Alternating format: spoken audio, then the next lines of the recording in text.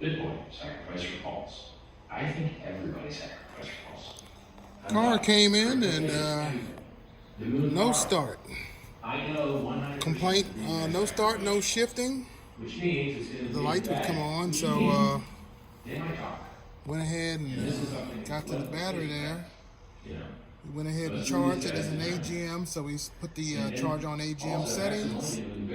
Charged it for around 5 hours. Car fired up, ran good. Went ahead and checked the alternator. Alternator's functioning properly. Charged around 14.5, 14.7 volts. This car, it takes a long time for it to go to sleep, so went ahead and disconnected the battery to load test it, and it did fail. So just want to let you know that is where the Bentaga battery location is. Front passenger seat, floor. All right, thank you.